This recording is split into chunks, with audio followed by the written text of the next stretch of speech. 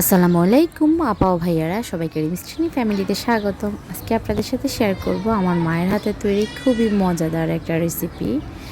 এখানে মুরগি দিয়ে ডাল দিয়ে রান্না করা হচ্ছে। এখানে হচ্ছে হেলিন ডাল আমরা যেটাকে বলি, আপনাদের অঞ্চলে কি বলে, এক এক অঞ্চলে এক এক নাম বলে, জানি না, চাইলে কমেন্টে জানাতে পারেন। এখানে ডাল, মুগ ডালটাও আপনারা ব্যবহার করতে পারেন। এখানে আমি নিয়ে নিলাম শক্ত মুরগি হাফ কেজি, সাথে দিয়ে দিলাম 1 কাপ ডাল, হলুদ, লবণ, মরিচ, ধনিয়া, জিরা, মাংসের মশলা এগুলো 1 চা চামচ পরিমাণে দিলাম। সাথে দিলাম তেল 3 টেবিল চামচ পরিমাণে, আরও দিব আদা আর রসুন বাদাম বাটা 1 টেবিল চামচ করে, আস্ত গরম মশলা দিয়ে দিলাম, দারচিনি, এলাচ, তেজপাতা, লবঙ্গ, এগুলো সব কিছু দিয়ে ভালো করে মাখিয়ে এটাকে কষিয়ে নিয়ে তারপর সিদ্ধ হওয়ার জন্য পানি দিয়ে দিলাম।